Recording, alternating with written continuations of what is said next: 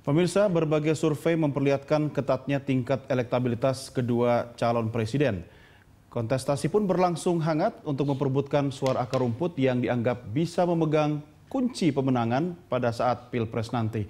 Dan tokoh-tokoh informal juga berlomba digait oleh kedua capres untuk mempengaruhi pilihan pada saat pencoblosan tanggal 9 Juli nanti. Pemirsa, seberapa efektifkah strategi yang dilakukan itu? Dan seperti apa sebenarnya pemetaan pemilih pada tingkat akar rumput? Kita akan membahasnya bersama narasumber kami yang telah hadir di studio, pengamat politik Burhanuddin Muhtadi dan sosiolog Paulus Wirotomo. Prof. Paulus, terima kasih bergabung sama kami. Mas Burhan, selamat bergabung. Dan pemirsa, sebelum memulai diskusi, saya ajak Anda untuk menyimak grafik yang berikut ini. Kita akan melihat bagaimana kondisi pemilih kita pada Pilpres tanggal 9 Juli mendatang. 190.290.936 jiwa. Ini bertambah sebesar 2.438.118 jiwa. Apakah sudah termasuk kita bertiga ya? Mudah-mudahan sudah. Mudah-mudahan. Kemudian bagaimana dengan fakta penduduk Indonesia? Ini kita ada datanya bahwa 49,13% penduduk Indonesia adalah kaum perempuan. 60% populasi adalah berusia 45 tahun ke bawah, 11,37% atau 28,07 juta jiwa adalah penduduk miskin, dan 55%-nya adalah penduduk kelas menengah. Sementara 54% penduduk tinggal di perkotaan dan rata-rata tingkat pendidikan adalah lulusan SMP atau yang sederajat. Ini data merupakan data yang dihimpun dari Badan Pusat Statistik atau BPS. Mas Burhan, data dan fakta angka-angka ini tadi sebenarnya penting nggak sih untuk merebut suara akar rumput? Oh, tentu penting sekali ya. Nah, dalam peta elektoral atau electoral map itu tentu ditentukan satu pemilahan basis pemilih berdasarkan demografi maupun wilayah. Untuk demografi biasanya ditentukan mana wilayah yang sudah solid menjadi basis dari pihak lawan dan mana yang masih bisa swing untuk bisa direbut suaranya untuk kepentingan proses pemenangan.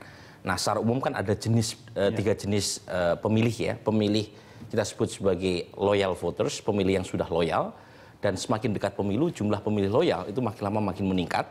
Kemudian yang kedua itu pemilih yang swing. Swing itu sudah punya pilihan tetapi masih bisa berubah pilihannya. Nah, terakhir menurut data survei kita sekitar 15% mereka yang sudah punya pilihan baik ke Jokowi maupun Prabowo itu masih bisa berubah.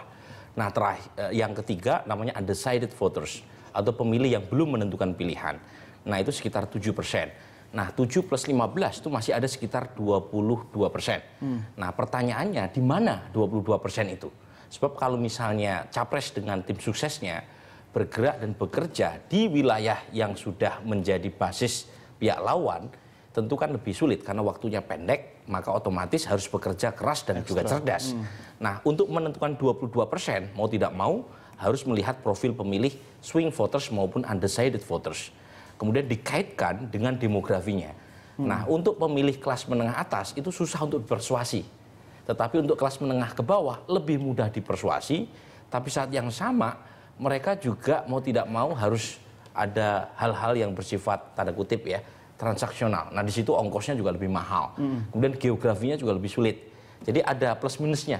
Tetapi waktu yang pendek saya kira semua calon akan melakukan upaya untuk mempenetrasi semua segmen ya. itu ya. Tapi Mas Burhan tadi kalau misalnya yang menengah ke atas itu apakah otomatis masuk dalam kategori loyal voters tadi?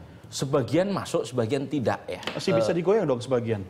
Kalau kita lihat profil kelas menengah ini, sebagian lebih banyak yang memilih Prabowo Subianto ya ketimbang Joko Widodo. Jadi ini berbeda dengan asumsi banyak kalangan bahwa kelas menengah itu lebih banyak yang memilih Jokowi.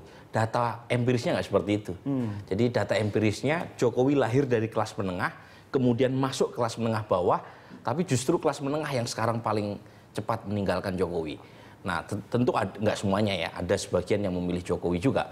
Tetapi poin saya, kelas menengah ini komitmen partisipasinya kurang. Jadi mereka mungkin sudah menyatakan dukungan ke Prabowo, sudah menyatakan dukungan ke Jokowi, tapi waktu hari H sudah bulan puasa, ada Piala Dunia, gitu Cari ya. alasan untuk Bisa nggak saja nyoblos. mereka nggak datang, dan itu yang paling dirugikan adalah Prabowo. Iya, Prof. Ini kan sebenarnya kuncinya sebenarnya adalah bagaimana merebut hati ya. Ya. Kalau Anda melihat Capres Prabowo dan Capres Jokowi, apakah keduanya mampu merebut hati? Kalau saya pinjam angkanya Mas Burhan tadi, yang 22% itu dari swing voters dan undecided voters itu. Bagaimana caranya? Ya, kalau saya percaya aja angka-angkanya Mas Burhan karena dia kan pengamat politik ya. Iya. Bukan politisi, jadi kita harus percaya. Jadi kalau Anda berdua ini kan memang harus dipercaya gitu. kalau kelas menengah itu memang beratnya ya lebih ke Prabowo ya.